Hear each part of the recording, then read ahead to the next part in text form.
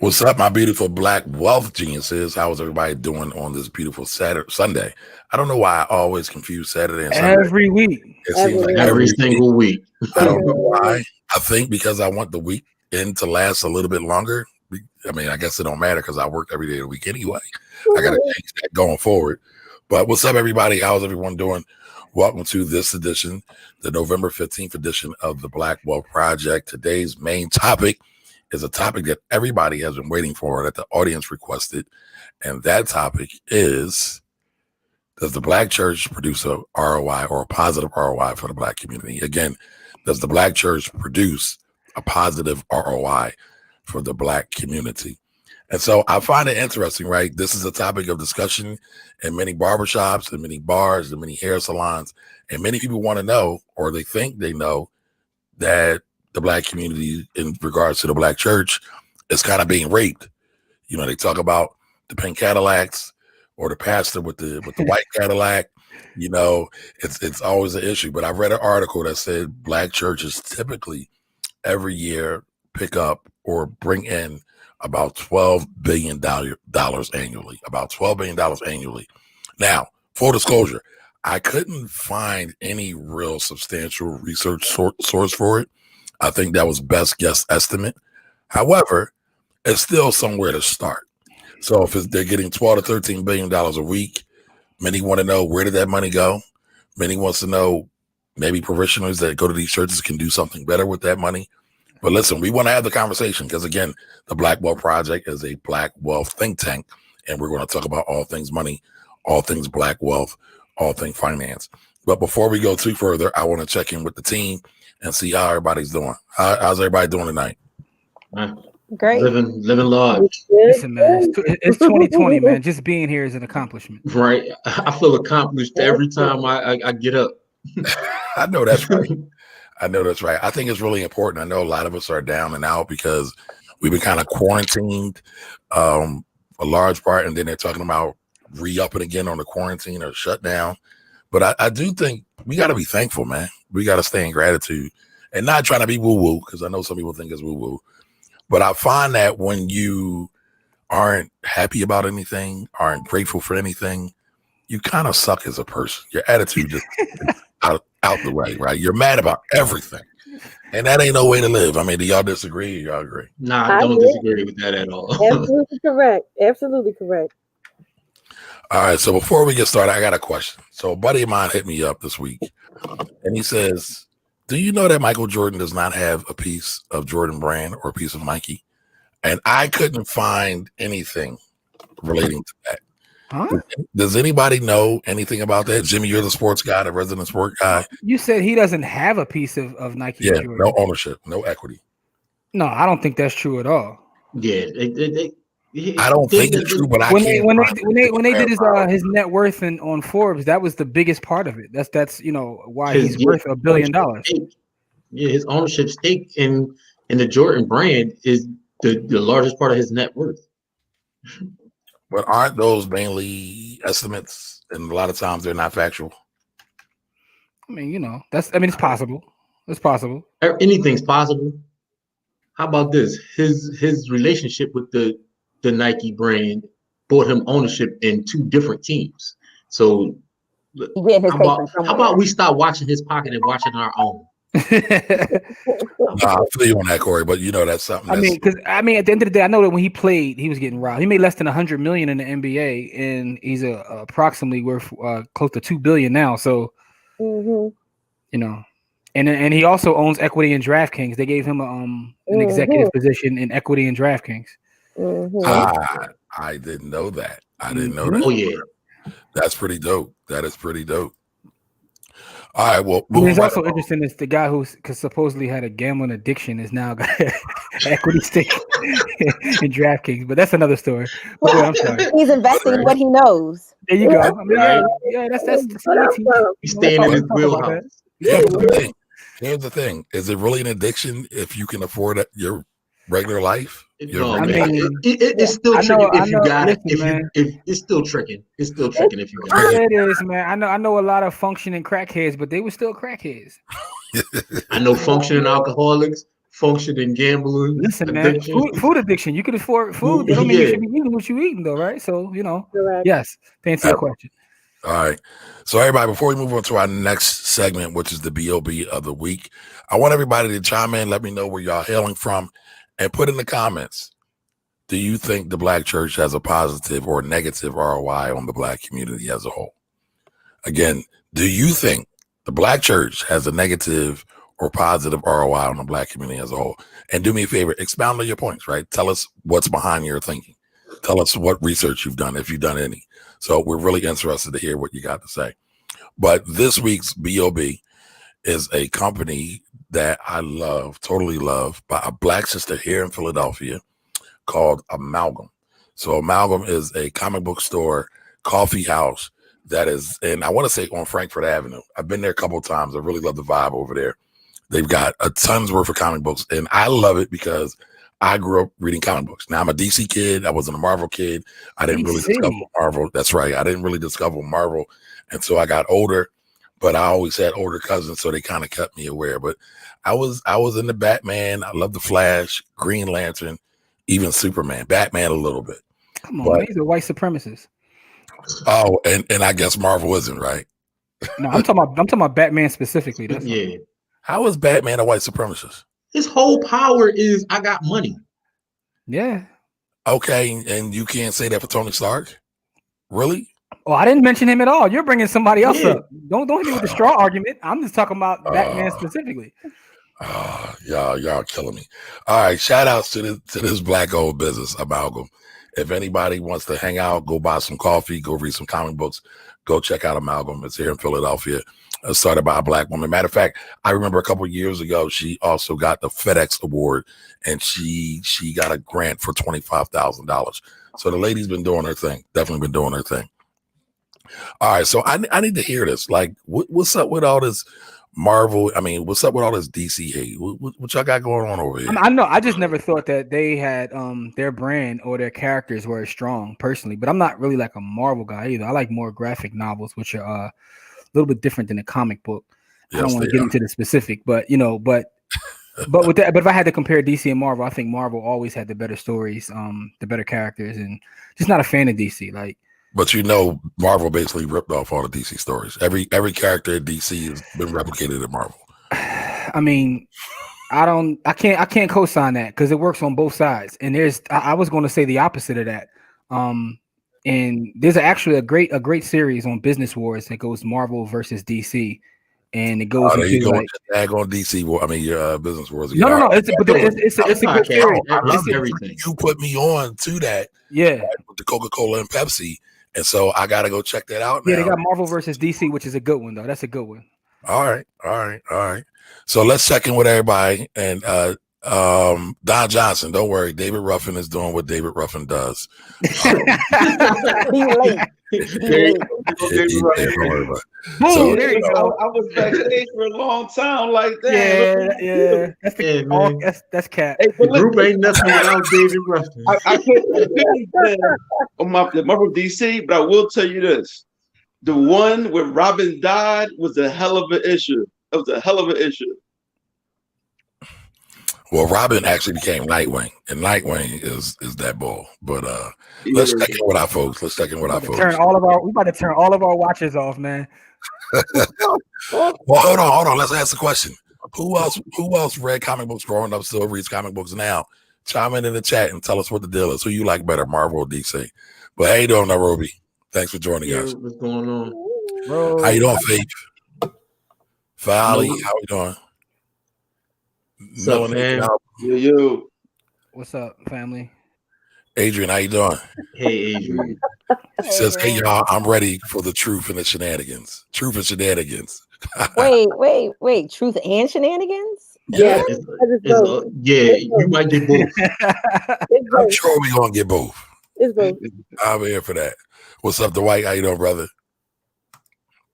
Hey, Monica. How you doing? Hey, what's going on? Hey, Angela. How you doing? All right, Matthew Bullard says, or Bullard, excuse me, says individual ROI or community ROI. Corey, what do you think? How would you? What's the ROI for the community? Okay. The church ROI is 10 billion. I'm talking about the community ROI. Gotcha. But I think Hey, he Wanda, makes how a you good. doing? But I think he makes a good point, though, in terms of talking about individually. If you are providing your tithes and offerings, what are you getting back in response for that? And I mean, and Yeah, I mean, are you supposed we can do both. Hold on 2 minutes. I see Courtney's ready to go. Courtney's I ready. wasn't. I was just trying to clarify that I think you can talk about both sides. What's up, Don? How you doing, brother? Hey. All right. So we getting Don. I'm gonna come back to yours. How you doing, Miss Simpson? Hey, The hoodie is dope. Which hoodie? Are we talking about Malik's hoodie? The Black Panther hoodie? Yeah. Okay. Shout to Uncle Bobby's. You know what? I got on Uncle Bobby's joint too. Okay. Yep. Shout out to Uncle Bobby's. hoodie season is in full effect. Yes, it is. Correct. All right. So everybody's here because you know what everybody wants. Everybody wants to talk about this church debate. So again, the topic this evening: what has a better ROI? Does the church have a positive ROI for the Black community? So this was Corey's idea, and then it got co-signed by the audience. So Corey, go ahead and give us your thoughts on this. Lead us into this, brother. Well, I'm just going to stay on the money because I had some thoughts on the total ROI of the church, including the how they treat people in their activities. So I'm just going to stay on the just the money side. So on the money side, I think the church has a negative 10 billion% ROI for the Black community. Simply because I think all the money is concentrated into people and into the building. So, the church fund is the most famous thing that a church does. And in program, churches have a lot of programs. And so I'm not going to say that the church doesn't do anything for the Black community. But what I'm saying is that compared to the money coming in, the money coming back out is very, very, very, very small in proportion. And so, I'm going to leave it at that. I just think the money coming in compared to the money coming back out is way too small. And I don't think the people benefit enough from having churches, especially with the number of Black churches, right? So I grew up in a neighborhood where there were 4 Black churches around me, but there was no bank, right? And so when I needed to get money, I had to drive 6 blocks to a bank, but in my 1 block radius, there was 4 churches. So I couldn't go back. I couldn't go get money from the church, even though I attended one of them. So that right there tells you about the ROI of the church right there. Like, so if I need something for my family and I'm tithing and I'm putting money in, what do I get out? So that, I can go on, I can rant for an hour, but I'm going to leave it there so that everybody else can get their shots in. All right. That's it. Malik, what you think? So what I don't want to do, right, is classify all churches, right, in this. You have some church leadership that's poor, and then you have some really good church leadership. Like I can't remember the name of the church, but the one on 13th and Spring Garden where they do like 2 or 3 homeless feedings a day. They've been doing that, for years, right? So I don't know how they get the funding for it, but right, coming through the church, and then we have to differentiate where, when you give them money, right, are you expected to get an actual cash return, or to help the church move it forward? Now, if we're talking about Creflo Dollar situation where he's asking people to buy him a second G5, that's a problem, right? But when you look at churches like I didn't want to get into say names, but I gotta say, like E9 in particular, they have really good programs they offer for the kids, like including like the football teams and there's a lot of other stuff, and there are some other churches that I know did have. I know Sharon at one point had a credit union. I don't know how good or bad it was, right? But they had one, and also Sharon, when I went there, one of the things they said at the very beginning is they're raising money they have like a $70,000 a month. This project was like almost 2 years ago, but they had a $70,000 a month budget, and I'm like, that's a lot of money that they have. Their budget is 70 grand a month just to run the building and run the church, and like that's a phenomenal amount of money. And they at the time they weren't doing as much as other churches, in my opinion. But I can imagine with that kind of budget. But we can get more into those things. But personally, I do think that some people are better off, from going to churches, in that way. But like I said, the money part and the actual value of the church are two different things. I do think we have too many churches, though. We got way too many churches. But besides that, all right, Courtney, what you think? I take the same position that Malik does, is that we can't look at the institute. I think it's a disservice to the churches that are doing good work in the community and are pouring into the community. I think it does a disservice by kind of painting it with a broad stroke. But I think the church mentality, which is bigger than the edifice, bigger than one particular congregation, it has a negative ROI, because I think our answer to everything, as a community as a whole, too often is just pray about it. And I think that idea is perpetuated by the church. I think the lack of education in the document, the book, the Bible, is not there. So, and I also feel like we've moved from fire and brimstone as a church and into this prosperity preaching, neither of which kind of tells the whole story. So I think a lot of the problems conceptually and culturally can be linked to kind of some of the poor teachings of the church. But I also understand on the historical and the cultural level is that this was the only time that we as a community, when we were enslaved, and even after slavery, were able to kind of to gather and congregate in peace. And that being said, is that I think those things need to be kind of talked about too. That I think some of the bad habits and the things that are not the most positive that come out of the Black church are kind of part and parcel of kind of where we found ourselves in slavery, and how many of those things are still continuing. So those are my thoughts. Okay, Jimmy, what you got on this? All right. So in the past, I've actually made the argument that religion church has been more harmful to the Black community than crack cocaine. I'm not going to go that far, right? Because first off, this is a nuanced conversation. Because when we say the Black church, are we talking about currently in 2020? Are we talking about historically? And there are people that are doing good work. So, you have to kind of be fair with that. Because when you study history, you see people such as Leon Sullivan, or even Dr. King, or pastors who were revolutionaries and who were in the field putting in work. And there's still some to this day that are doing that. I think that mega churches are a problem, and I do think that we have too many.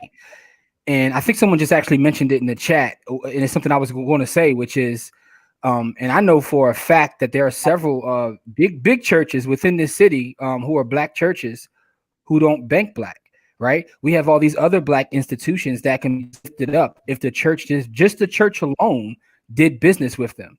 So where are their priorities in terms of the community?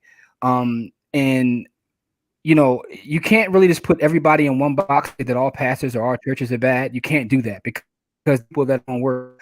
But I think that we have to look at just how many we have and how. But see, that's why I said it's a nuanced conversation, because there's also an opportunity there.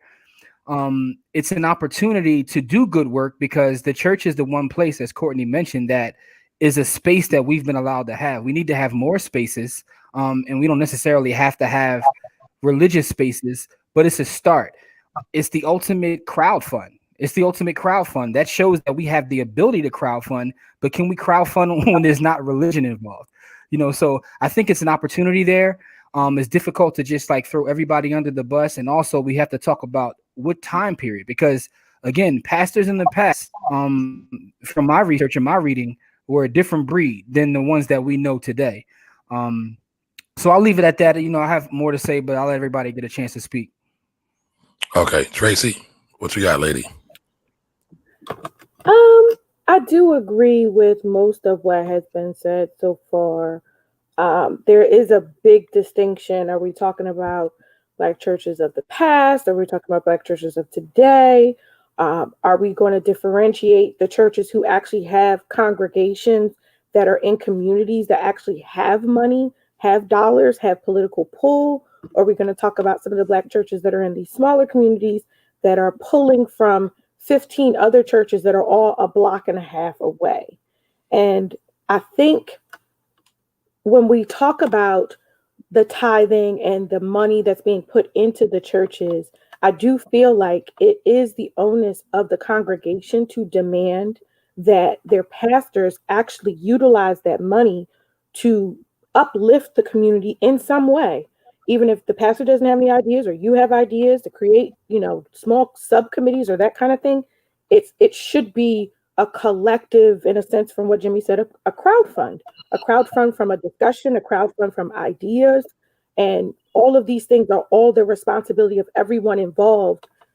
If you don't take those responsibilities and you're just in a space of what some people might have always considered Black churches to just be flock for their congregation and just being led unknowingly just by whoever is leading the church, that is a bit of a PTSD kind of thing from slavery times. And there's a lot of mindset issues when it comes to what the church is, what it represents, how it's supposed to be helpful to the community moving forward. And that's, I think, a discussion that we all need to have just as a community. Got you. So I guess it's my turn, right? So when I heard this original thing, I thought it was all about them as an industry, the Black church as an industry, or as a whole gathering, a group. It's not an individual church or individual pastor conversation, because we all know what folks say about the pastor and all that. But here's the reality. Most pastors work a job. Most pastors are actually broke. Most pastors don't really have any understanding of financial education, let alone financial literacy. So if I had to judge the Black church as a whole, I probably would give them a C plus, or excuse me, a C minus. So that's damn near failing to me. And again, that's not taking away from any of the good works that are being done, right? Malik brought up Chosen 300 Ministries that used to be at 13th and Spring Garden, and now I think they're out in West Philly off of Lancaster Avenue. They used to do the home feedings. Enoch Church, right here in Philadelphia, does. They believe in tithing of the tithe. They're a mega church. Their overhead is through the roof, as all these mega churches are. I can only imagine that most of these mega churches, one, didn't get their loans from Black banks. And that, again, is a very nuanced situation. But a lot of the builders and developers of these mega churches didn't use Black developers, right? So we're basically letting all the money go out or be seeped out or taken out of the community via the church a lot of times. Now, some Black churches do participate in the Black banks. A lot of them do not. So again, it's really hard. But if we're grading as a whole, as a group, I would say they're closer to the negative side of the ROI than the positive. Now, again, I want to be really, really clear. There's a lot of great things that came out of the church. There's a lot of great people that came out of the church. And it'll always be like that. But the church is, let me back up. Mos Def is one of my favorite rappers. And on his very first album says, they asked him, what's going on with hip hop? And he says, well, what's going on with hip hop is the same thing that's going on with the people. And so to me, it's kind of the same thing. What's going on with the Black church is the same thing that's going on with Black people. And so I would also give Black folks kind of a C minus or a D in terms of what we're doing as well. So I can't really expect any more out of the church than what the people are giving. But that's just how I see it. Shout out to Reverend Leon Sullivan. Shout out to Pastor Waller.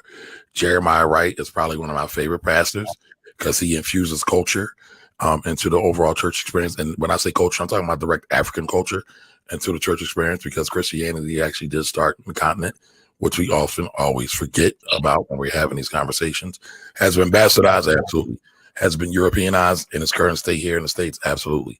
And again, speaking broadly, but I think there's a lot of room for improvement. And again, this isn't from a hateful or hurtful place, just a place of true observation and analysis. So let's check in with the folks and see what they got. Again, put your comments in the chat. Let us know what you think. Does the Black church have a negative ROI or a positive ROI? And again, I'm looking at it from a group perspective. We're putting all the churches in together. I'm lumping them all together like that. I think it's really hard to have a real constructive conversation if we try to break them out individually. Again, not attacking anybody, right? This isn't meant to be the attack the Black church, but we can talk about why a lot of Black churches, a lot of pastors don't want politics talked about in their church, where we know politics is a major part of what's driving the community, right? Or what's driving resources in the community. Now I understand why, because they have their 501c3 and they feel it's at risk. They're not a profit status, right? So I don't want to, again, just glaze over that, but that's something that should be talked about, right? The pooling power of Black churches to fund certain things should be done more often, in my opinion. But again, let's turn it over to the folks in the audience and let's see what they got to say. All right, so Don Johnson says negative ROI in modern day. Post-civil rights movement, the church has done less and less for the community outside of what happens Sunday morning. I want to talk about it real quick because Jimmy brought it up, right? And he said there's a difference. I would argue that the same makeup of pastors is the same today as it was when Martin Luther King was in the pulpit, right? So if you do any research on, I believe it's Ebenezer Baptist Church in Atlanta, the reverend before him was a guy by the name of Vernon Johns. There's a whole movie about Vernon Johns. I encourage everybody to watch the Vernon Johns story. Dude was a G. He was all about James Earl Jones.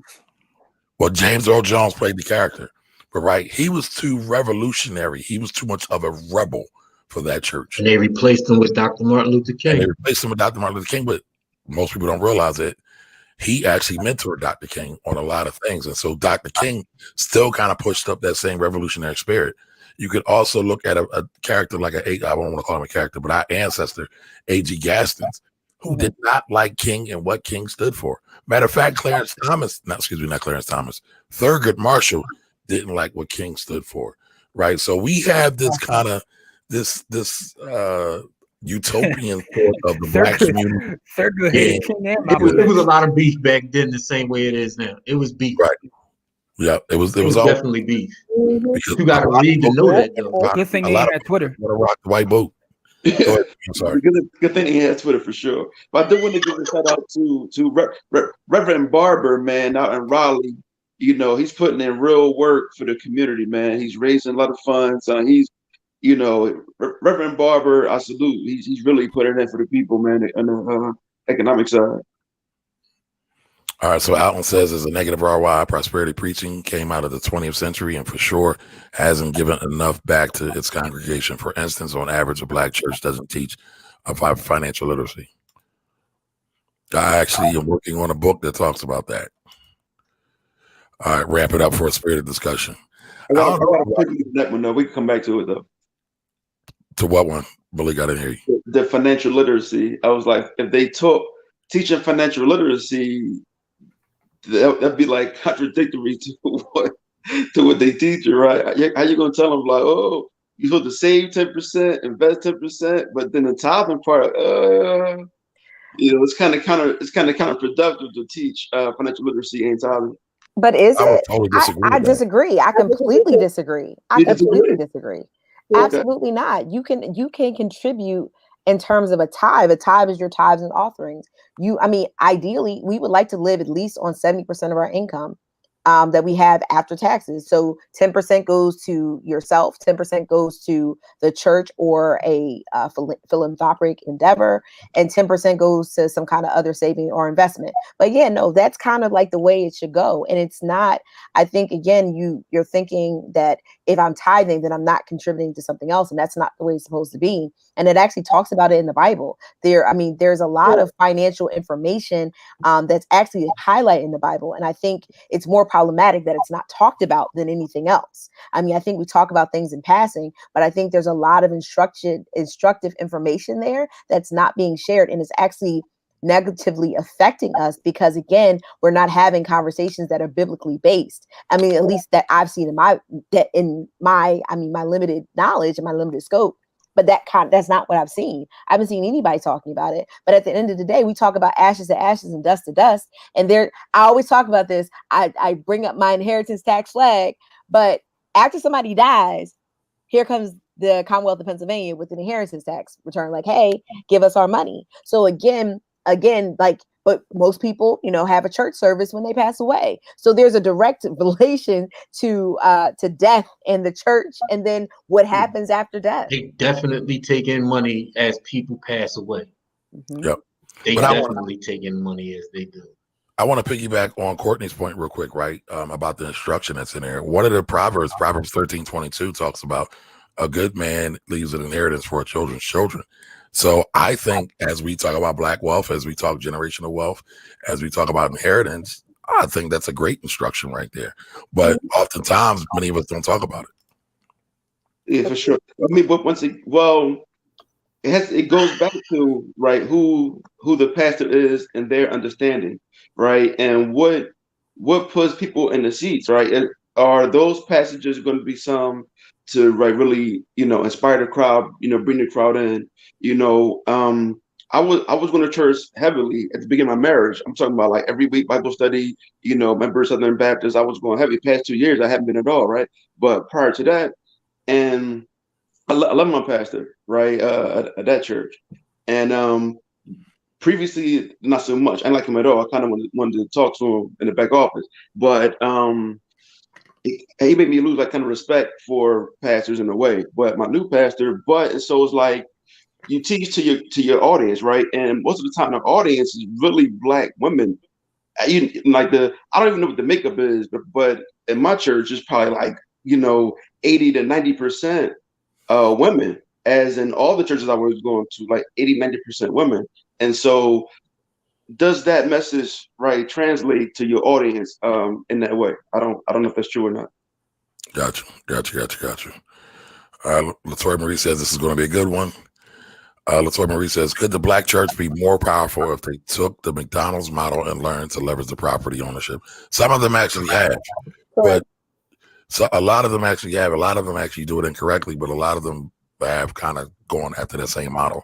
And even when you look at some of the bishops residing over multiple churches, you could kind of say that's kind of a McDonald's model also, kind of. It's an industry that doesn't have the luxury of being average. Dwight, that's factual. Mm-hmm. I agree with that. I see in some neighborhoods within a 4-block span that are like 12 churches, mostly small churches. My opinion is it speaks to a bigger picture of individualistic mentality in the Black community. That's man, powerful. amen, I say and hallelujah to that. Yeah. Dead on. I mean, I would say to that also is that there's only certain few people that are truly called, but a lot of people out here are faking it. But that's all I'll say about that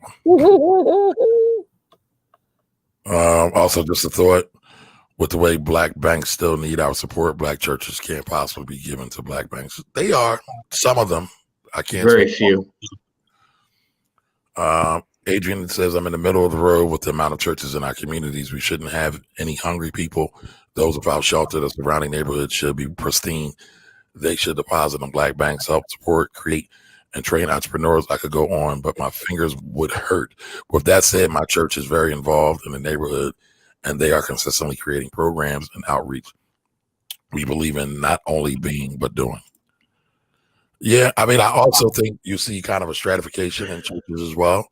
You see the church where the older, more traditionalist people are going, and then you have this crop of new churches that are coming up, and you're seeing the younger folks go there too. So that's just like anything else, though. So Lynette Wright says, the spirit of my grandmother will smite me for saying this, but I would say negatively normally. Some church do help people just to get by. They help the community break even for basic needs. I will say this, though, again, kind of going back to Jimmy's comparison of old and new. I do think the church back in the day was a bit more community oriented. What I mean by that is I think there was more outreach in terms of feeding and taking care of the sick and shut in, and some folks who were doing bad. I know that still happens now. We mentioned some of the churches that actually do that, but I don't think that happens as much now. All right. So I have And it's some of these mega churches. Some of these mega churches are so crazy now that you can't even get time with the pastor. It's like you got to like 5 of his underlings to get to him. Like it's completely out of control. Is not what, at least in my head, I envision the church to be. I think a church should be part of the community. The church should be part of building the community. This should be community based. And that's why I brought up the comparison between churches of the past versus now, because I agree with you, Kamari, that at least it seemed to be more community focused and community oriented than it is now. And something Corey said before that I agree with, the one thing you'll never see in a gentrified area is a black church. So a lot of times when they don't invest in what's around them, by the time things change, they get out there too. Yeah, Corey, you was about to say something. What you got? Yeah, so a lot of my, I want to say displeasure with the church, because I'm displeased in all facets with the way the churches function in our community. Is because of my feelings about charity. I think charity is trash, and so churches do a lot of charity. And so what I'm hold on, Corey. Let me ask you this: you think charity is trash across the board, or just through church? Period. Because charity creates dependence. Charity, the point of charity is to help and not to fix. And so I think charity is trash, right? So I think you should help people, right? And I'm not saying don't help people. What I'm saying is that we don't create programs that fix anything. So we've had the same programs for 60, 70, 80 years because those programs are charitable, and their mission isn't to fix anything. It's to help people to survive in hard times and stuff like that. And when in reality, we need programs that will help fix things. And so I'm not a fan of charities, right? Because charity is one of the first things that big organizations use to infiltrate neighborhoods, and then to get a foothold in neighborhoods and do all kinds of reckless shit in neighborhoods. And that shit goes worldwide. It doesn't even start. It's here. Like I'm going to use an example. Haiti, right? After Haiti had the storm, and then they got all them charitable contributions, and then they took that. And then what happened is Haiti has a lot of rice farmers, and then what happened is they made Haiti buy rice. Right, instead of being able to export the rice and then support themselves, they gave them charity that gave them rice, and then now they have a surplus of rice, and now they can't feed themselves. And so I'm not saying don't help people, but what I'm saying is that if you don't create programs with the end goal of working yourself out of a job, then what is it really for? What is it really for? Because what happens is people become addicted to it because they know it's there, instead of trying to help to fix the things that really are the root causes of the problem. Well, Corey, not to speak for you, but it sounds like you are pro charity. However, you are not pro dependency. If because you're saying you believe in help, right? And at the root of charity, it is help. But you're saying that too much help weakens people, and that we as a community and as a church community have not been progressive thinking enough to figure out ways for people to really actually fix problems, to actually help people fix problems instead of becoming more dependent upon the church. So you want people to teach you how to fish, not just give them the fish. See, you can, my thing is, you can teach people how to fish. You can give them a fish before, so they're not hungry while they're fishing too. So I'm not saying don't give people charity. What I'm saying is, once you give them a fish, then you teach them how to fish, right? So, I think that we're too dependent as a society and as a Black people altogether. We create dependencies, and like Courtney said, and a lot of other panelists said, it comes out of slavery, because the Black church was one of the safe havens that we had. But we've created a codependency with the church that's unhealthy, and I think that we need to get to move away from that. Gotcha. All right, let me add on that. I would like to add on that real quick. I think it's our relationship community wise with the church is very similar to our relationship with the government. Yeah, it's the same thing. It's the same exact thing. I mean, the government, they quote feed, those who are in need, they feed, but they're saying, oh, we can feed you, but if you make too much money, we Can't decided do anything for you at all. right. We decided you don't need help anymore. And that may not be the case, but again, so it keeps you in this very little box of if I make over this amount of money, then I'm out of luck. And the basic things that I need, I can't have. So it creates a dependency system. And I think to a certain extent, we kind of mimic that in certain other places. And I think the fact that we can't even have conversations about politics in church for fear of having the 501c3 snatched also is problematic. And I think you can talk about political issues and not be partisan. But again, that's a very nuanced conversation that I think a lot of people that are in churches, not all, because I've seen the conversation actually happen that's productive. They're not able to deal with it in a way that's nonpartisan, so they don't touch it at all. But the problem is that ends up hurting their congregation overall, because at the end of the day is that we have too much government interaction. And if we don't actually have a very strong stance or very strong say and what the government can and cannot do vis-a-vis our laws, vis-a-vis those who represent us, it gets us in a lot of trouble. And again, it doesn't, by kind of standing away, and standing down, it puts us in a bad spot. I mean, we were talking about civil rights. Civil rights was a political issue, but we didn't it wasn't a partisan stance. But I feel like now churches are like, oh, I'm a big church, I shouldn't say anything. And by not saying anything, we're doing a lot more damage. Is there an exploitation for the Black community with the PTSD from slavery that we're looking for someone else to save us? Absolutely, I think so. I think But that's that exploitation is coming from us too. We got like a messiah complex going on.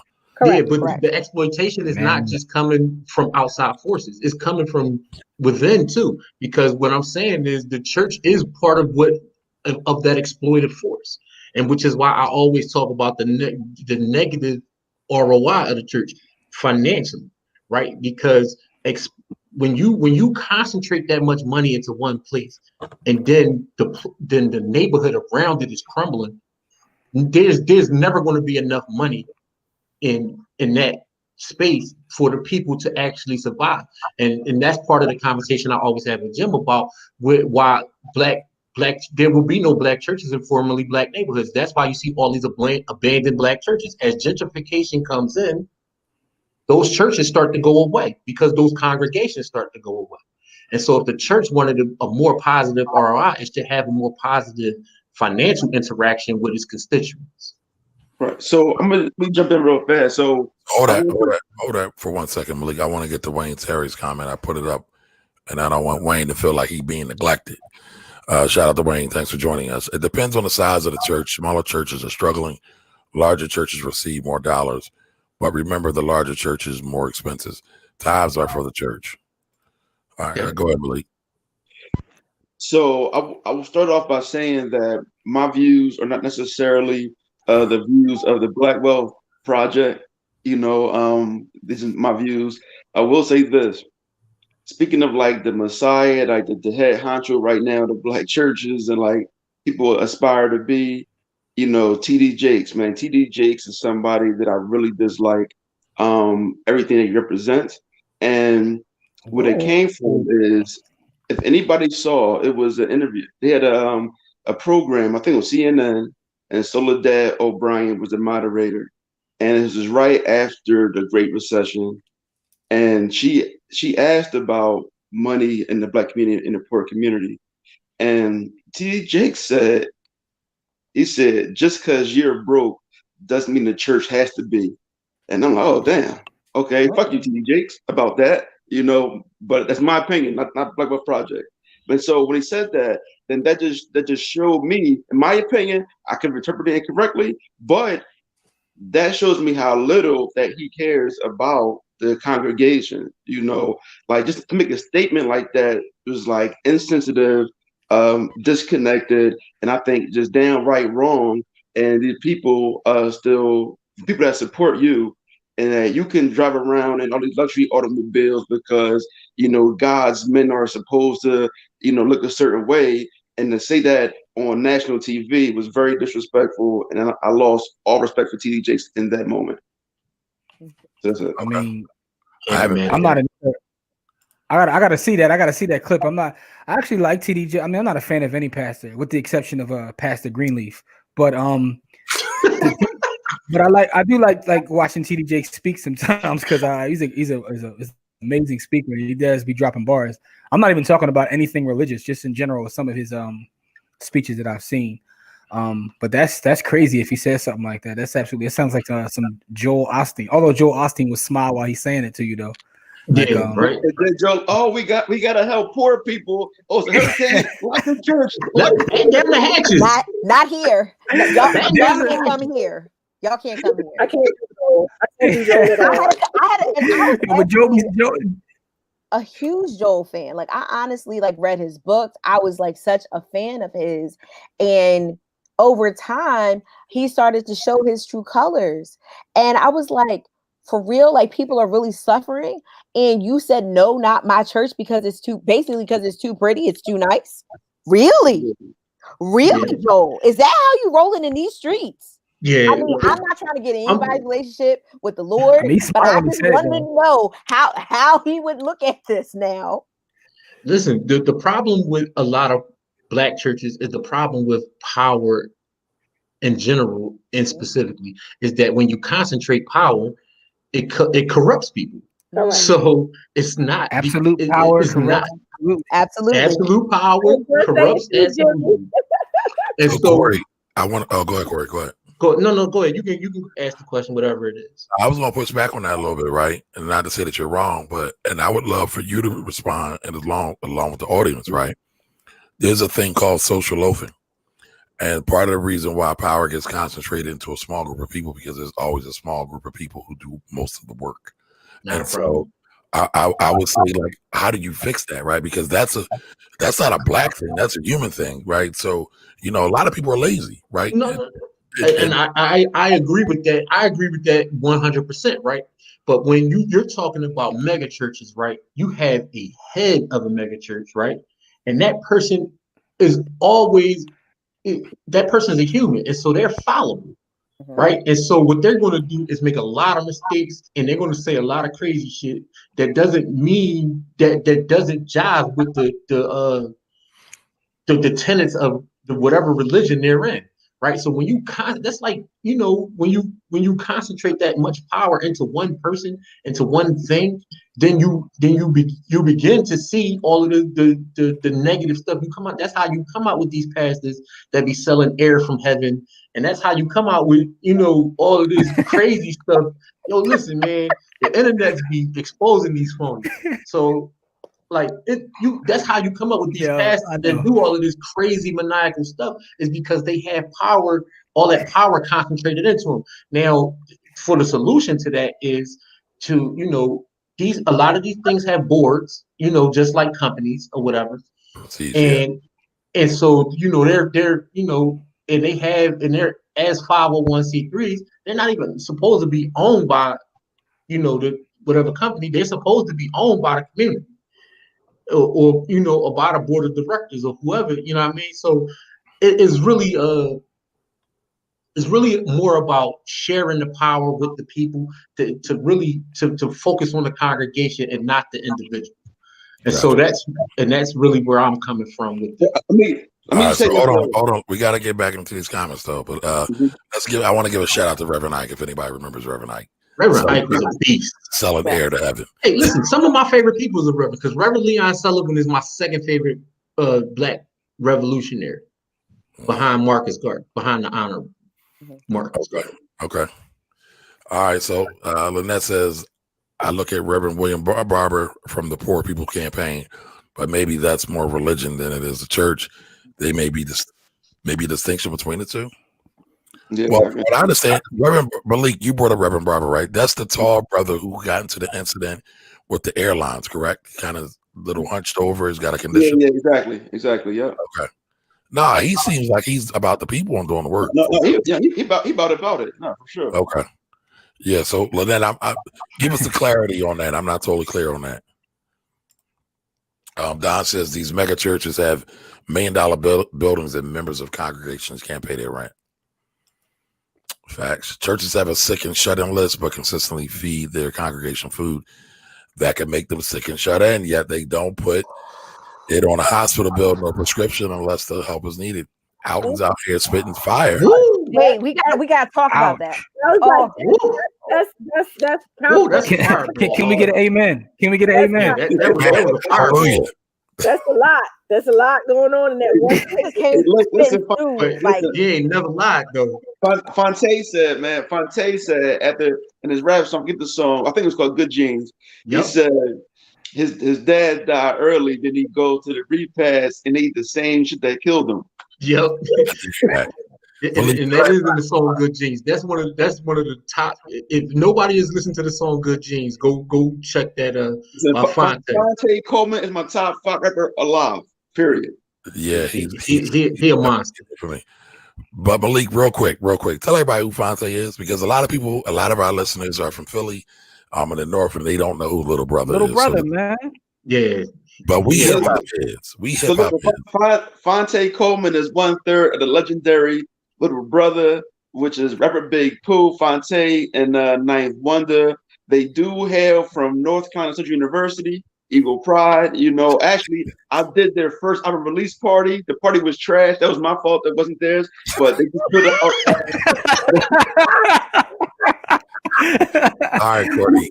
Courtney, you wanted to get into this album. You wanted to get an album post. So what you got on it? Oh my goodness! Like, listen. I mean, we talk about Black church and slavery. So I think one of the biggest things that we need to talk about is the slave diet.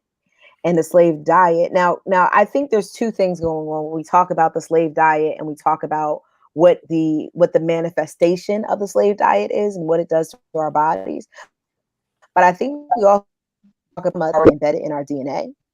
And I think that is something that is super important to talk about, because that trauma being carried forward, makes us more susceptible to issues such as hypertension, which is high blood pressure, makes us more susceptible to diabetes. And there's nothing better, I'm putting quotations, than hypertension and diabetes together, which gives you the kidney failure cocktail, which puts you on dialysis. So let's put that in perspective. So it already gives you a predisposition, but then eating fatty foods, fried foods, really like light on the veggies. And when you're making your veggies, you're putting who knows what. If I taste somebody's greens one more time that has sugar in it, I will burn the whole place down, the entire place down.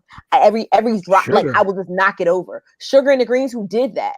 Like, you didn't season it well, baby. You can't just sugar it up and think it's good. Like, you did something wrong conceptually. But if the problem is that sugar in the greens. I've never even heard of that. Sugar in your greens. You never heard of this? A lot of people do, actually. I've never heard of that, yo. No. All of the time. I'm flipping the tape. I never heard that either. Vinegar, yeah, not no. No, sugar. Sugar? You can take. They'll put sugar to fight down a bit of the bitterness from the But that means you ain't cooking right, though. That's what that means. Oh, Kamari, it sounds like that's something you must do that, Kamari. Kamari, you do that? Is that something you do? Nah, we don't do that where I'm from, but I just know about it. But also, like, we always laugh about church punch. We laughing about church punch. That syrupy, whatever that is. Mm-hmm. I mean, and there's so many other things that these things make us feel good, but that actually do us bad.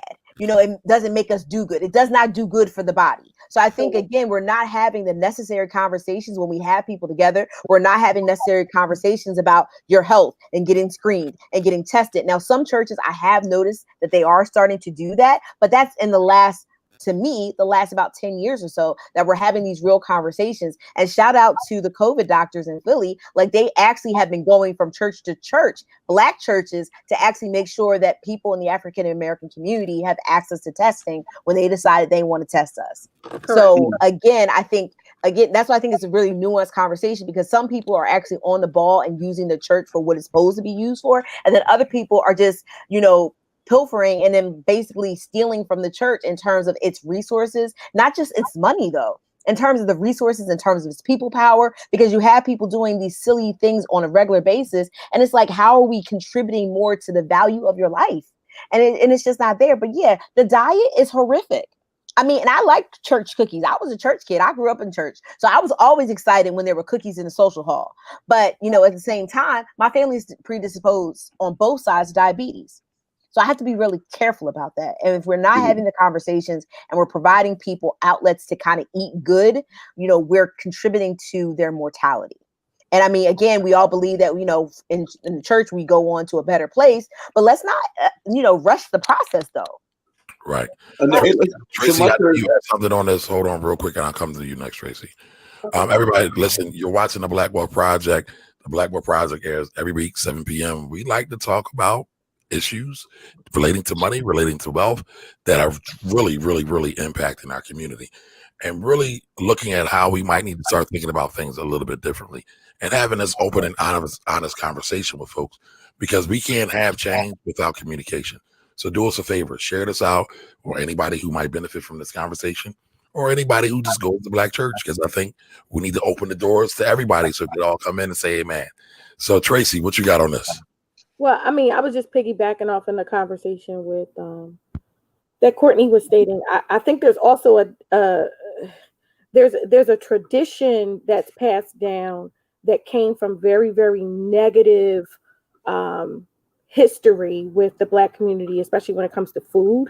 I believe personally there's a difference between slave food and soul food. Yep. Those are two different things. But there are a lot of people who so slave food is creating a meal out of the scraps. Yeah, the leftover parts and the scraps of Correct. things.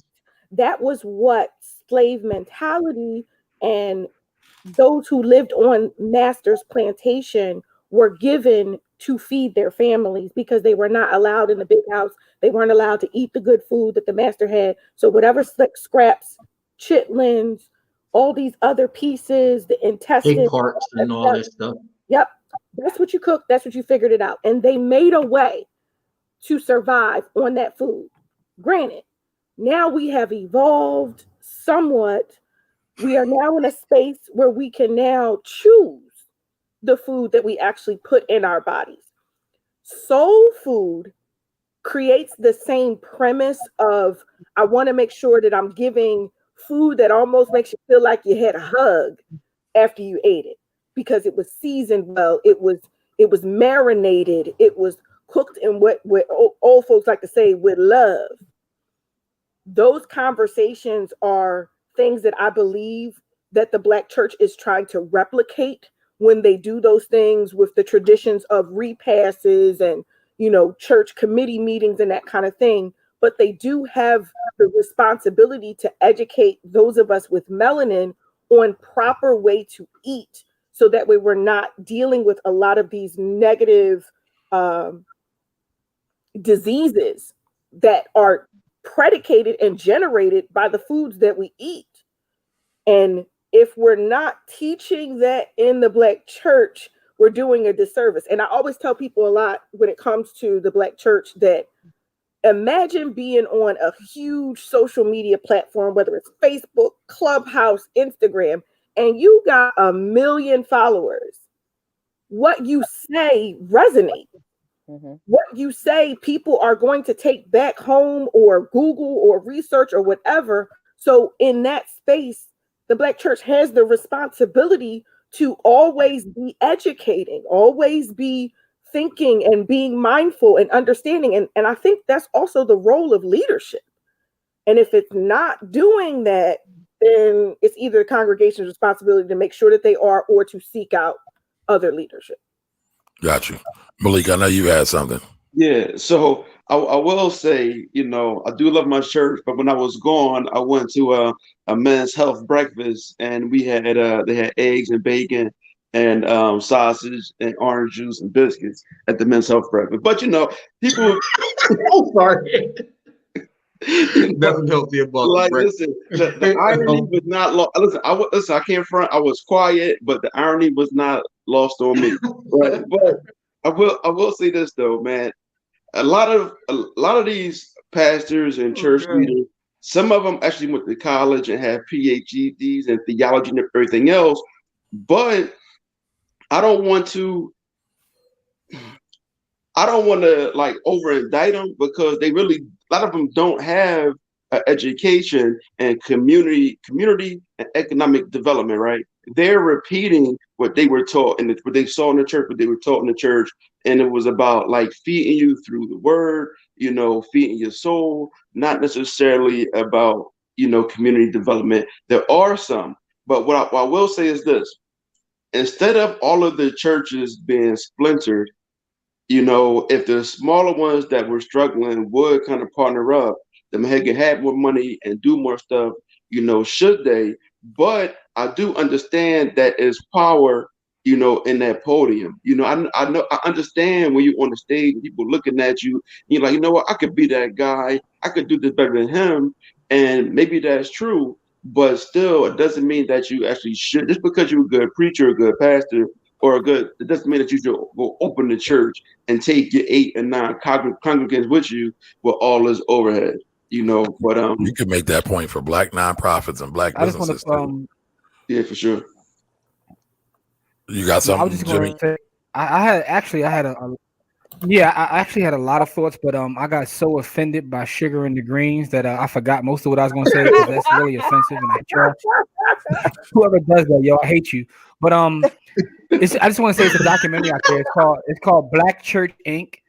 And it's an entire documentary about the Black church and just how much revenue is generated. And they got like one part where they're in Atlanta and they go through all the different mega churches and then look at all the poverty around the churches and the people who aren't even eating. And it's something to behold. But it's called Black Church Inc. I just want to sell that to the audience. Okay. All right, cool. I'll definitely check that out.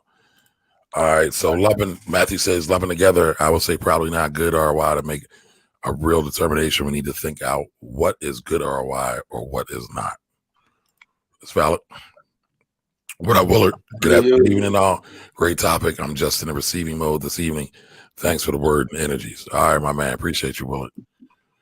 Matthew says, do we mean little dollars back into the community, banking dollars?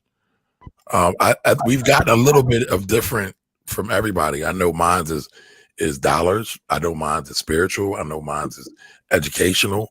I know Corey kind of kept his at the dollars, but I'll be honest, when you look at the church, right, it has done a lot of good things, right? The church has been a storehouse for our community, again, for the sick and shut in, for those who had died, for those who might have needed scholarship to go to college, for those who needed shelter, for a lot of things. So I don't think you can just judge it on the dollars and cents because, again, church also gives a lot of people hope to go out there and do wonderful things throughout the week. All right. So I mean, I had a lot of topics that I wanted to talk about, but I think the most negative ROI in the church is the patriarchy, right? So, like, I didn't want to really go there because that's really where the negative ROI comes from. Because when you talk to any scholar that knows anything about economics, is that when you cut off the women, you cut off a vast majority of your money. And so I think real quick, Corey, not to cut you off, I just want to thank you for saying that, because one of the things I feel as the Black community, a lot of times we take on white patriarchy or white misogyny, and we don't even realize we be doing it. It's just part of our overall programming. But I wanted to say that real quick, Corey. Yeah, because I mean, like, if you want to talk about the greatest negative ROI of the Black church is the patriarchy, right? Because they're all headed by Black men, and that's cutting off the power and the promise of women. And so, and then, it teaches the women to be subservient when we need power. You know what I mean? Like, we need the power of women to help us get to where we're going. So and so I didn't want to go there because I'll take it another place, right? Because when you start talking about that subservience, then you talk about the sexual deviance, right? And so I don't really, because then if we go there, then we got to really take it there, right? Because then when you start talking about the sexual deviance, then you want to talk about the negative ROI of that. Then there's the malfunctions that come with with sexual predatory behavior.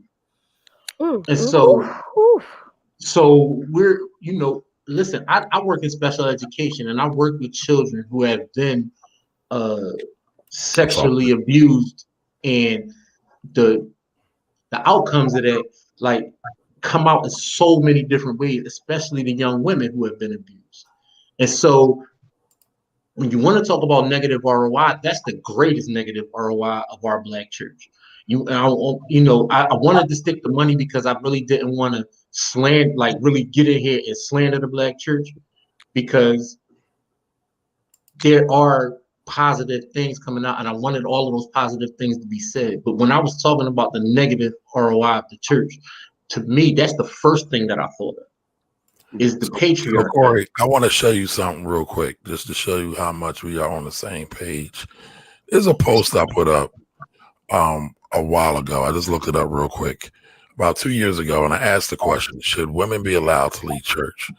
And I know that might sound a little matriarchal in the way the question is presented, but I did that to see how the response was coming. So this post got 192 comments. A lot of them, a large majority of them, were saying women are not equipped to run a church because they're too emotional. And it's again a lot of times. That's so stupid. Like, hold on. I'm coming back to you, brother. I'm not gonna try to take your shine. I'm just gonna say this, and I'll shut up. But a lot of times, one of the things we have to fix is our male-female relationships. And I'm not even talking about romantic. I'm just talking about how we see one another. We don't a lot of times see each other as brother and sisters. We definitely see each other as sexual objects more times than not. And we definitely look at Black women or women in general as non-human beings, almost like 3/5 of a human. So a lot of times we take on our oppressor's thought process, and I think it's sad. Correct. Yeah, like I said, when I was bringing up this conversation, this is really where I wanted to go. I kept it because we're talking about Black wealth. I kept it to money, right? But when I think about how much we've lost, how much energy and things that we could have used to build, we lost because we wouldn't give the women, and not even saying give, women should take it. But what I'm saying is we as a society didn't give the women the forefront, right? And so we were having a conversation about Ida B. Wells and Dr. Martin Luther King. And to be honest, Ida B. Wells put in just as much work or more than Dr. Martin Luther King, but she don't get none of the shine. Facts. And so Angela Davis talks about that a lot too. And so when you talk about, you mean we were talking about Fannie Lou Hamer. You mean that's what we were talking about? Not Fannie Lou Hamer, but Ida B. Wells too. Fannie Lou Hamer. Well, both of them, yeah. Well, both of them. Fannie Lou Hamer was crushing, right? And so when we're talking about these things, and we're talking about the ROI of the Black church, the not backing women is the most negative ROI you can get. You can't when you don't uplift women, you do not build. Nothing gets built properly without women involved, because everything comes from a woman. Everything. And so when you do not uplift the church, when you do not uplift women, you bound to fail. You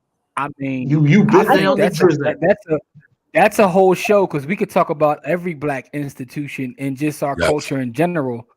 Because I agree 1,000%. Just think about it, that's our best and brightest, and we're like, all those ideas, thoughts, and energy. You just negating those. Disregarding. How do we get anywhere?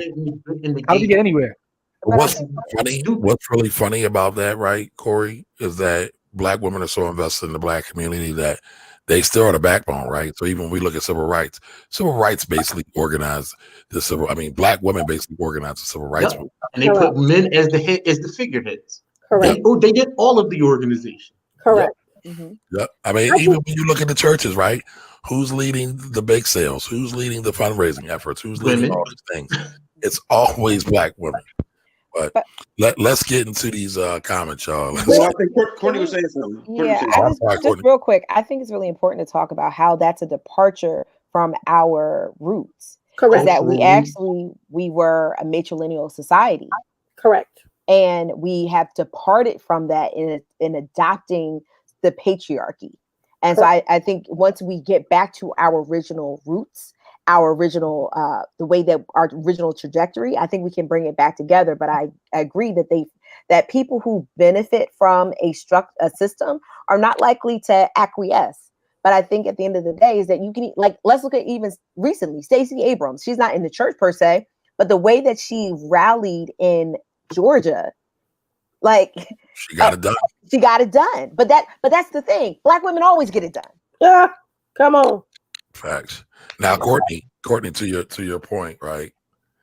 You want us to get back to our roots? I mean, like, you want us to go back to Africa and do things like Africans would do it? Because a lot of African Americans ain't African. They ain't never been there. They can't conceptualize it. I mean, is that what you're saying? Yes. I think we need to get back to our roots. Like, that's it. Like, we need education that would allow Black people to conceptualize a matriarchal society. Correct. And just embrace greatness. Like, it doesn't even have to be matriarchal. But what I'm saying is, we need education that would allow women to lead. If we don't have education that allows women to lead, then we don't have proper education. Yep. Because what Dr. Amos Wilson says, the purpose of education, if it's not to free your people, then what is it for? Correct.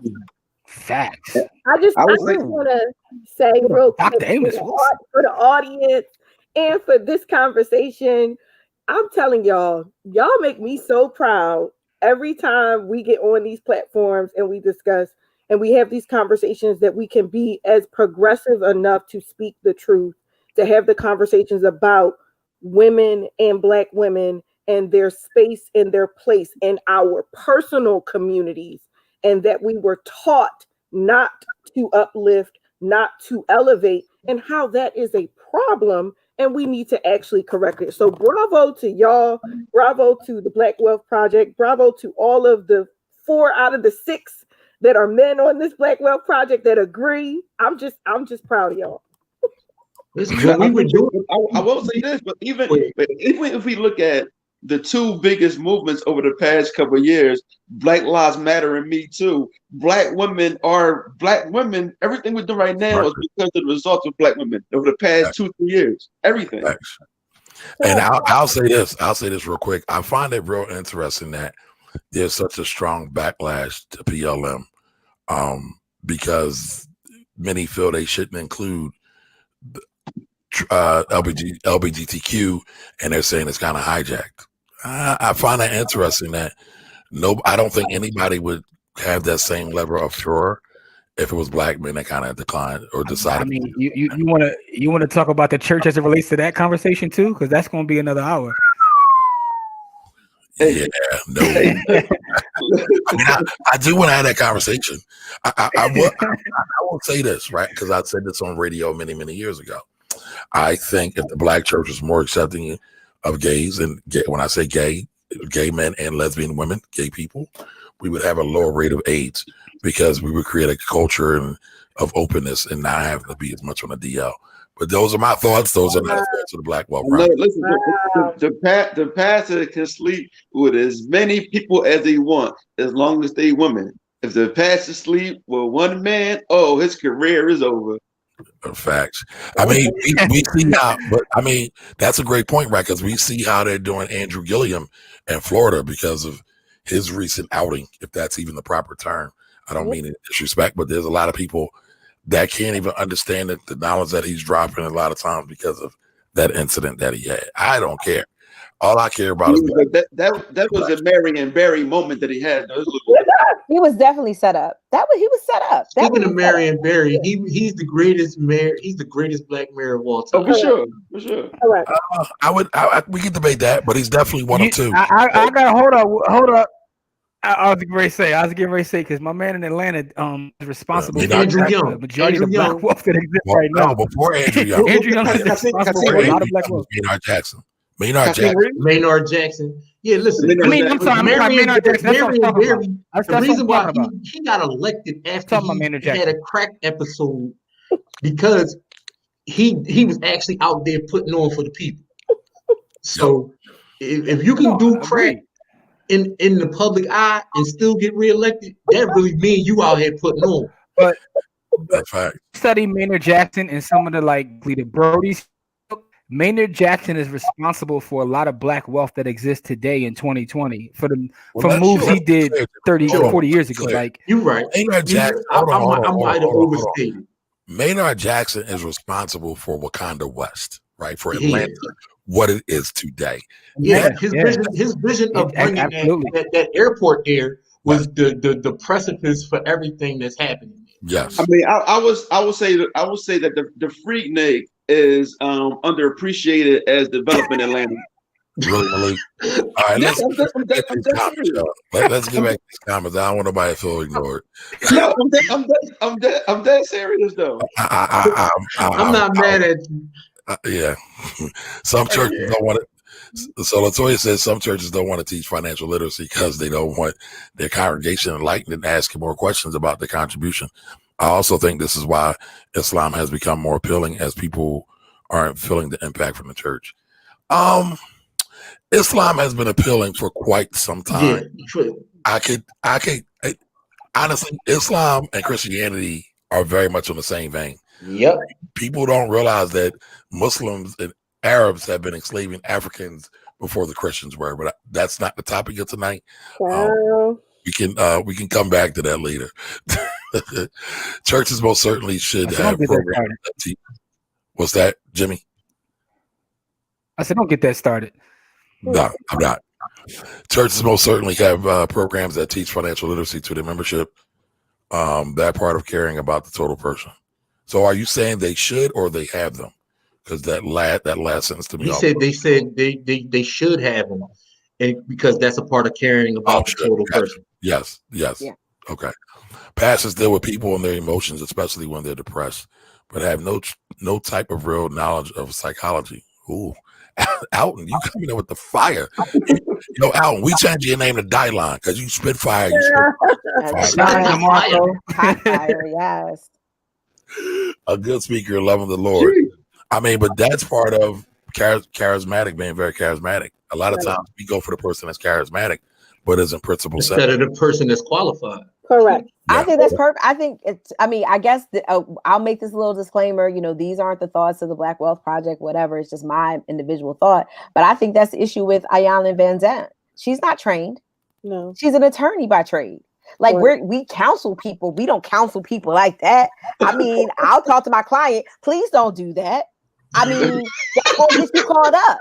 But that's the end of my counseling, I like Ayanna because she be coming from a cultural perspective with things. No, she be pulling people into trauma. Like, have you seen some of her? Like, she keeps replaying this trauma over and over again. She start trauma loops that you can't undo.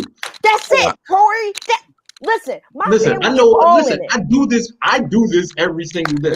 And this is what I am trained to do. Thank you. So I understand when I see an untrained person doing it. Thank you, Corey. I don't watch her that close, y'all. But okay, you don't have to watch close. She's a weirdo. Right, but see, you're like, oh, I like her, but I watch that. She's a weirdo for you. No, I don't. But y'all saying she opened trauma loops, I ain't seen none of that. But okay, I'll take you haven't seen Fix My Life? Go watch Fix My Life. I've never seen an episode of that show. I saw one and that was enough. Exactly. I saw one and I was like, oh, this is super hot trash on fire in a dumpster on a hot Sunday day I feel like there's so many different layers and levels to being unplugged from the matrix. Like, there are people that absolutely have no idea what's going on, that literally need tough love to be kicked out of the proverbial security blanket household. That's what I got from her. Right. And then there are people, once you get kicked out and you're past the security blanket, now you actually need to be educated on the steps and the plans on what you need to do in the discipline. And then once you got the discipline down, then you actually got to figure out how to utilize what you've created from the discipline to be able to grow this proverbial tree of fruit. No, I disagree. Hold on, y'all. Let's not get too far off the mark, y'all. You can't be drowning people and they'll be like, oh, I saved you. I drowned you. I literally pushed your head underwater for 10 minutes. You almost died, but here, I've saved you. No, that's additional trauma. No, I don't disagree. All right. So listen, we're gonna hold on. That's a whole other show, y'all. That's a it's a whole whole other other show. show. I wouldn't let Corey lead there. That's his bag. So Willard says, Corey, the charity and women in church point straight up Jules' brother. Well done. Correct. Facts. Yep. Facts. Yep. Corey is the BWP member of the week. He definitely nailed that one. Latoya says, I echo Tracy's thoughts too. My guys always show up and honor Black women. Absolutely. Hey, Latoya. Karan says he wants to have that conversation. Which conversation do you want to have, Karan? Because I'm caught up in this loop, and I'm about the church, the sexual deviance of the church, how they treat and how they treat women. It's that savior complex, right? Welcome. There are more Black men in prison than women in prison worldwide. Black women to men in college is 180 for every 100. How are Black men patriarchal? Okay, Carl, this is a great point you make. Part of that is because of the way the system is set up by white supremacy and by white patriarchy. However, many Black men still promote and have assigned and taken on those same thoughts. We've assimilated, right? We've assimilated those same thoughts, and that's how we do it. They're both one of the same thing. They're both one same side of the coin, in my opinion. Anybody else have anything for that? Yeah, you have to decouple from that, right? So you have to break yourself away from that, right? Because men have to lead in all of this. That's just weirdo shit, right? That's just weirdo macho bullshit, right? The person that leads should be the person who's qualified. And if that person is a man, it's a man. And if that person is a woman, it's a woman. And we have to decouple from that thought that the man has to lead. The person that's most qualified should lead. I agree, Corey, but I do want to see this, right? Black women women. He says, how are Black men patriarchal? Black men is birthed off of Black male death, but it wasn't Black men that organized to get BLM up and going. It was Black women. And again, you're seeing all these dudes come out and talk crazy about BLM because they really don't want to be led by a woman. And so when you really look deeper beneath the surface, it's matriarchal, white matriarchy, white paternalism, all that bullshit that's fueling a lot of that. But a lot of us, again, we don't want to identify that we value whiteness and our proximity. I don't like the name. I don't think it's powerful enough. Black Lives Matter sounds like begging. I think that what you said, that was it. That's it. This shit sound like begging. That's what you just said. I don't like nothing about that shit. Yeah, that shit sound like begging. But that's a problem y'all have with the name, not with what the work they're doing, right? So to me, that's part of the issue. And Corey, there are people that go way deeper than you that say they don't like the name. They say all other kind of stuff. Hey, I mean, I could go deeper, but we already an hour and 20 minutes into the show. All right, you don't like their marketing. You think they got bad marketing? Their marketing is trash, and we live in an age where you're being marketed to constantly. Correct. So Don Johnson says, I think the backlash BLM got is because their mission statement excludes Black men. It does not exclude Black men. That's not true, y'all. Latoya says, agreed. We might have to do a whole show on BLM. Melanie Allen says, pastors deal with people and their emotions. We got this one already. You got that one already? Yeah, we did that one. Thank you. Have one about Dave Ramsey financial peace? No. That I have it. I have bars for that. Where's that, Courtney? Point it out to me. Lynette Wright at 7:55. Dave Ramsey's a bum. Facts. And he actually is the opposite of abundance. Like he teaches a scarcity mindset. Fight y'all. Like, listen. I don't care. You come on my page. You'll get smoked off, and I'll send Corey after you too. So I'm here for it because I'm tired of it. I'm tired of being taught the scarcity mindset, thinking that we're ascending somewhere, we're getting somewhere, we're getting past debt. I mean, he basically makes credit the enemy when credit actually provides opportunities. You just have to everything in this country is built off credit. Every single thing. Hold on. Let's read the comment so everybody can get it. All right, so Lynette Wright says, I look at Dave Ramsey's Financial Peace University, which is taught exclusively at white churches. It's taught at some Black churches too, though, as a side note. It makes me sad. By the way, this is a side note. It really infuriates me that so many Black people share people like Dave Ramsey and other white so-called financial people and don't share the black folks. But that's my personal feelings on that. It makes me sad that even there we're avoiding an opportunity to advance and learn as a people. So basically what Lynette's saying is, why are we putting these white folks up in front of us when we got qualified black people Qualified. more about the community than them? All right, so Courtney, I know you got bars for this.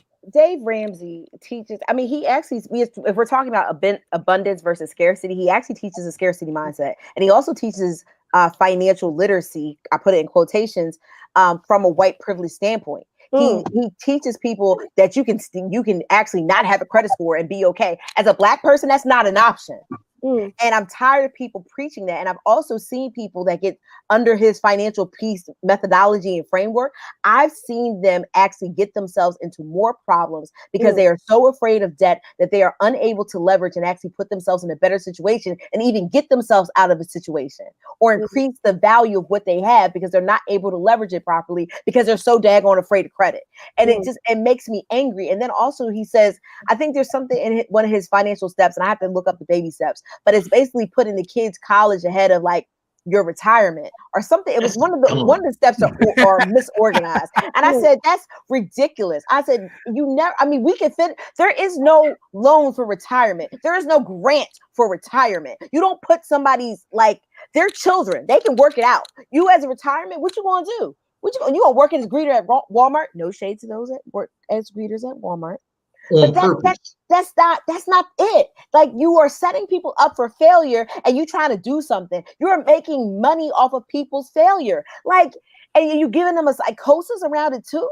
Like, go away. I just wish him and a lot of the rest of them would just go away. Say Susie Orman name. Say her name. Susie Orman too.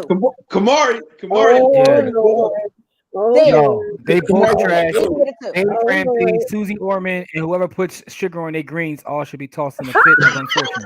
That's a sugar. You are really upset about this. Put them all in the pot. All in the pot. Everybody. All right, I want to. Lynette's in there giving some praise too, right? So she says, "Oh, wait a minute, I got the wrong one. Sorry, Charlene." She says, "Y'all getting deep." Yeah, I need a towel just from the heat coming off Courtney right now. I'm with her. I totally agree. But she says, we're getting deep. Thanks for discussing the connection between diet, the legacy of slavery, churches, and black health. Yeah. Well, listen, black wealth isn't just about money, y'all. Correct. You can't be about your money if you getting double amputees and you on dialysis. I mean, that's just the reality of things. All right. And it's funny that many of us have been, again, lured into this idea of Americanism. Go get your money, but don't take care of your health. By the time you get any money, you got to spend all your wealth on your health. So, it goes hand in hand, y'all. It goes hand in hand. At me, Kamari. At me next time. At you about what? You got that Peloton yet? Listen, the 8-hour workday starts when you're 6 years old. That's cool. I agree. Yeah. Correct. Yeah. Shit is nutty. That's hell. Do you guys view convincing people to pay your 10% but not having investment savings another poor tax? I would say no. Yes, I would say no, but also there are some biblical scholars that say there's no need to pay tithes because that tithing system kind of came out of the 12 tribes of Israel. And there was one of the tribes that was the preacher tribe that you're supposed to pay it to, and they're no longer here anymore. But that might be going a little bit too deep. I think it's a difficult discussion for those of you who are not believers. Right. Don Johnson says the black church might be the most powerful industry that does so little to empower the community. Ooh. Terry Johnson, can the church be used like a whole life insurance company? No. Nah, I don't think they should be. No, but you can get coverage. Black insurance kind of came out of the church because before we couldn't get life insurance, we couldn't get buried, and many times the church would help cover. Correct. No, for sure. But I think honestly, you can. So here's the thing: you can do, and I think that actually would be a great thing. Is actually have a group life insurance off of the church, and you can do that as long. But here's the problem, and this is something that we kind of not talked about a lot: is that you have an age problem. You have a real age problem in the church. Your average age of the church is like 50 plus. And and honestly, once you have an older group of people, if your average age is high, they're not willing to offer you a group policy because the likelihood of the group policy being used on a regular basis It's going to be executed. Exactly. But the thing is that the Black church pushes away younger ideas and younger people, and they actually end up cutting their nose off to spite their face. So it's like it's kind of like an entrenchment of these old values and these old ways that actually don't work anymore. But even still, I mean, even you have an evolution in the Bible. If you read the Bible from cover to cover, I mean, I should say between the Old Testament and the New Testament, there's an evolution there. And there's a lot of things that kind of have changed in the New Testament specifically that references back to the Old Testament, but nobody kind of allows a evolution of thought in the church, which I think is baffling. Now, this is hilarious. Corey got people wanting to drink wine.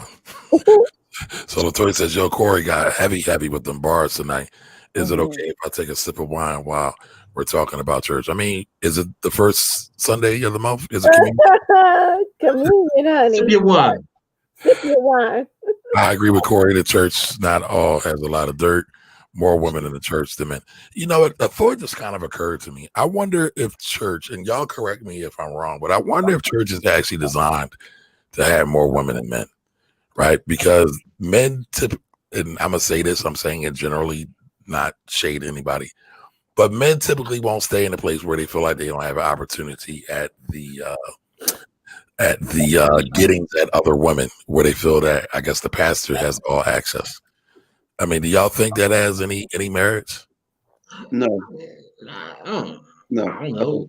I Yeah. think it comes back to the patriarchy of the community of the church. Like the Messiah is a man, he's followed by the flock of the sheep, and the sheep are the women who tend to be the ones that organize, to create the community, to make sure that the leadership of the church has everything that they need to carry out their mission. So I just feel like it's a deep rooted custom, and women really are the helpmates. Like we literally have, our entire being is to multiply. We multiply everything that's given to us. So Which is why I said it's stupid for women not to be in power. Correct. But because of the deep-rooted patriarchy, we were not taught to grow that thought process of us creating ourselves and multiplying for ourselves. We would do it for other men.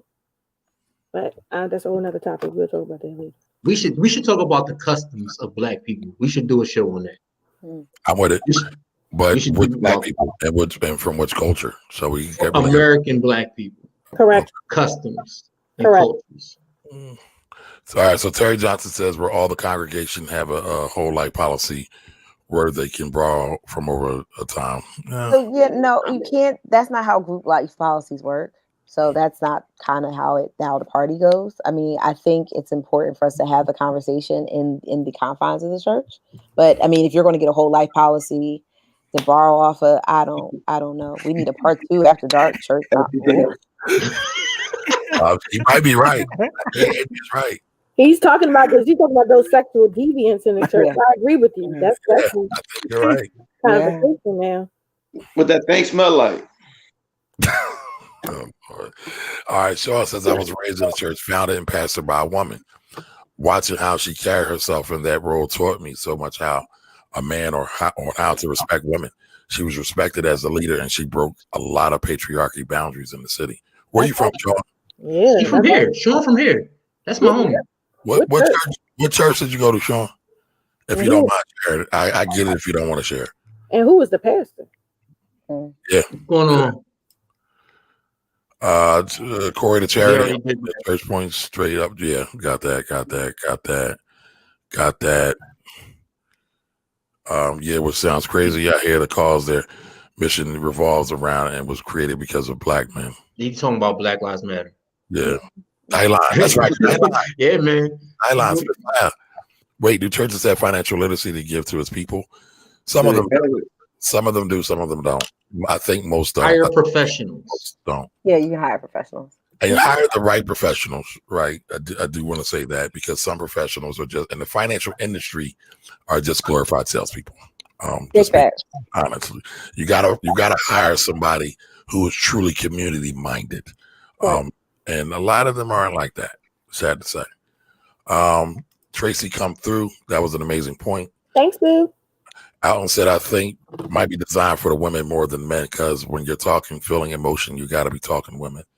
I disagree with that last point, Alton.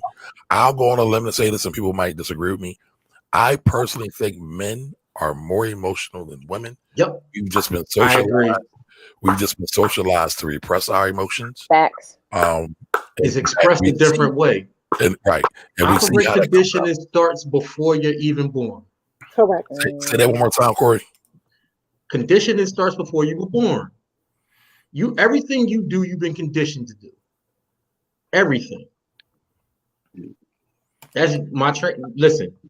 My training tells me that everything you do, you've been conditioned to do, which is how I know that you can change behavior by you. Listen, part of my job is to redirect and change behavior in adult people and people with special needs. So I know that all behavior can be changed, all of it, and all of it's taught. And I just know factually that men are more emotional. Like some of the work we do in the community when we go talk to the young brothers behind the wall. A lot of the reason they're behind there is because of their emotions. Somebody offended their emotions and make decisions. Someone offended their emotions and they make decisions based upon. I mean, I would say like 95% of them, right? Offended emotions.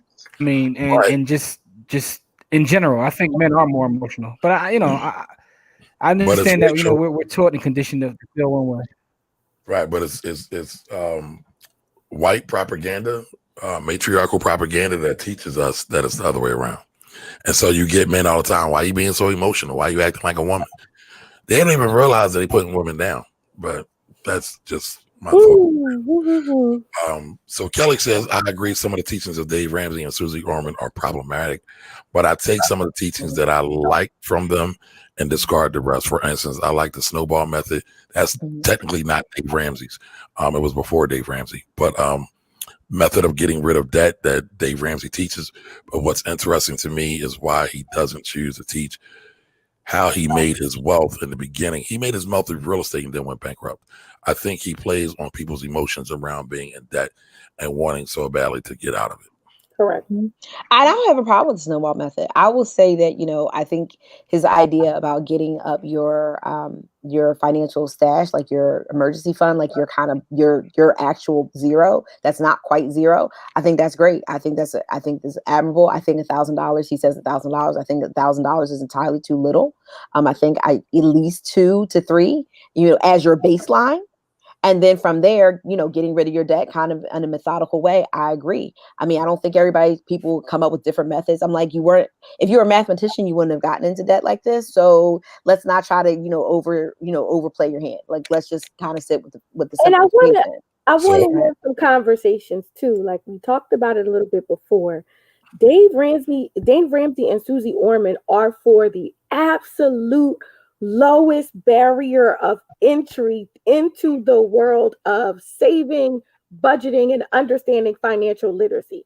If you are a scholar, if you are someone who's an investor, if you are somebody who actually understands how economics work, you are absolutely going to rebuke everything that Dave Ramsey and Susie Orman said. But some of these people in our community, they got to start somewhere. They got to start from the bottom to a space. And I'm not saying that 100% of what they're doing is 100% correct. But once you get to a space, it's your responsibility to learn more, to seek out more and more understanding beyond Dave Ramsey and Susie Orman. And some of these people look at Dave Ramsey and Susie Orman as just the space of where you stop. Like, oh, they're the gospel. This is what they said. I don't need to do any more. And that's it. And it's really, really just the first step of the mountain of economic and financial literacy. And that's the problem that I have, is that we're speaking from a place of, we've been beyond Dave Ramsey since maybe the first time we got a bank account when we was 13 or 14.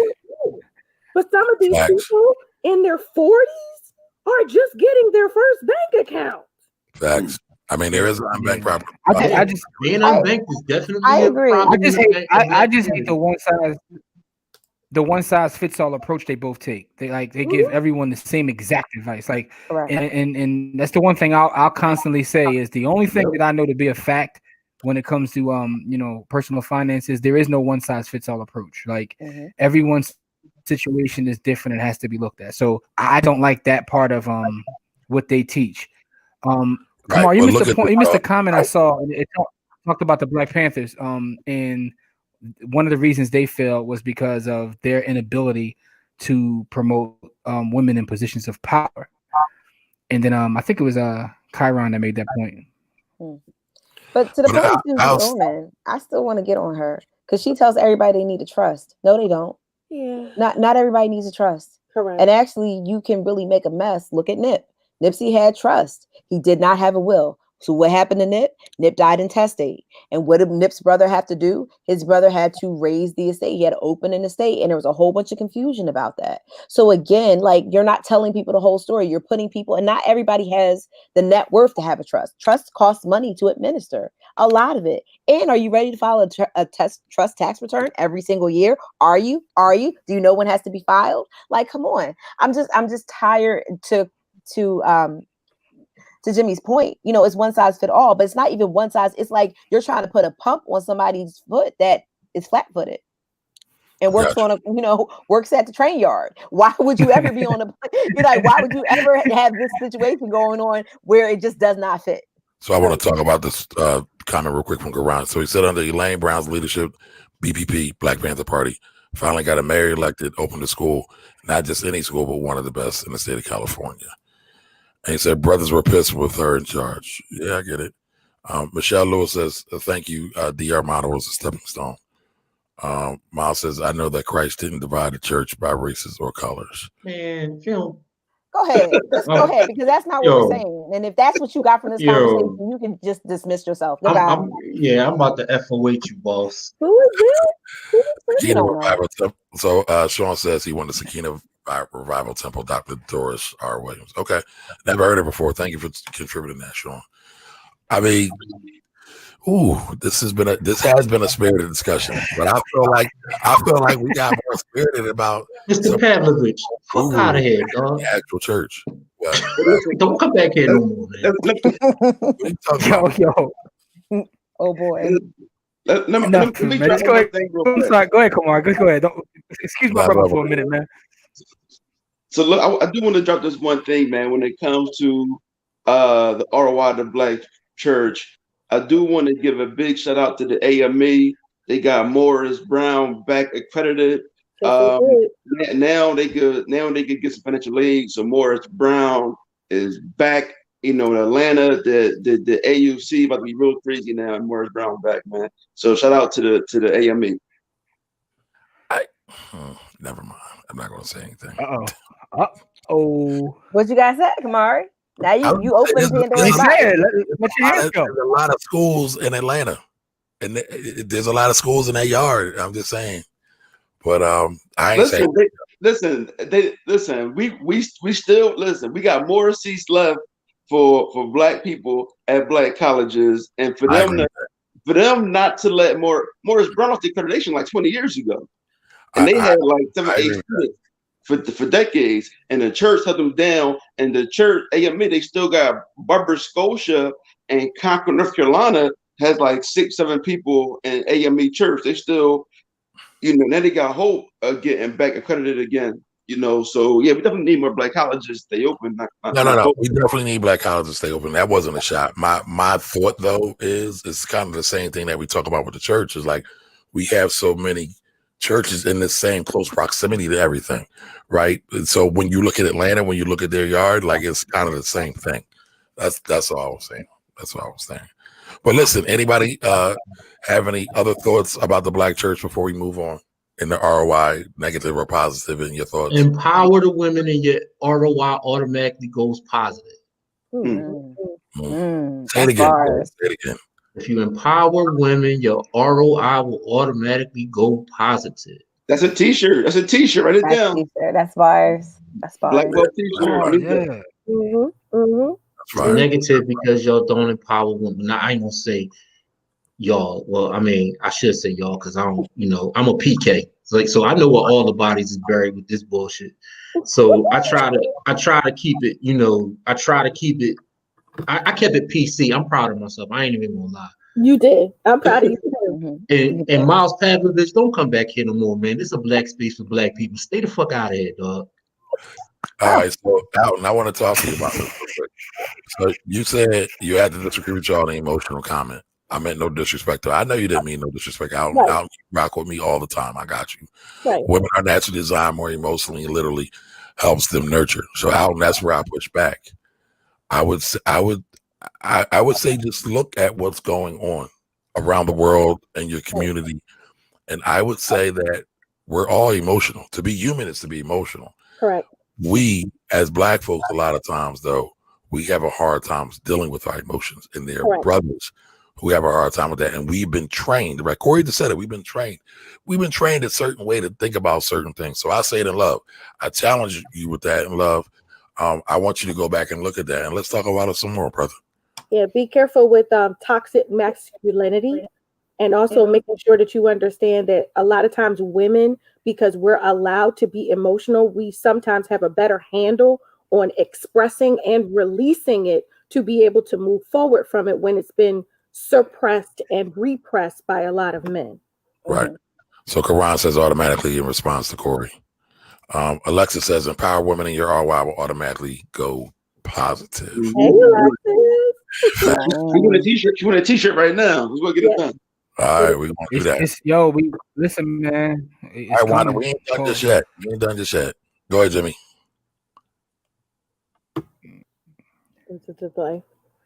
No, go ahead. I had nothing to say. Go ahead. Okay. Well, moving right along. So we're going to the next topic. We're going to talk about our Black Icon of the Week, and this week's Black Icon of the Week is being presented by Jimmy. So, what you got for this week, Jimmy? All right, so I'm going to stay in the lane of what we're talking about, and we mentioned him a couple of times in this conversation. Also, one of my favorite ancestors to study is Reverend Leon Sullivan. And for those who are not familiar with Reverend Leon Sullivan, right? So he's talked about a lot in terms of civil rights, but not really as a business icon. But he was a business icon. Yep. And he has an amazing book called Bill Brother Bill. But his 1036 plan is very powerful. He had an idea to get, for 36 months, he thought he would get about 50 families to put up $10 to create 2 companies. And he actually got 200 families. 400. And he was a pastor that was it started with 200 though. The first 36 started with 200, then he kept it going. So, but anyway, to make a long story short, he Progress Plaza in Philadelphia was built by Black people. Yeah, you can go right to his Wikipedia. Yeah. So and it still stands to this day, right on Broad Street, Progress Plaza. But he had so many other things that he's done as well. That's just what he's like. He did. He took what he did and took it to Africa. He did the same thing in Africa. But his thing was do for self. He preached do for self. And to Courtney's point earlier about how we look at the church and how we look at the government, he was against that. But he also understood that he had a platform with his church, and he can use that to push his narrative of do for self. So he's one of the best ancestors to study because he used the church in a way that, and I guess from me studying him, makes me kind of compare everybody else to him, which is kind of unfair.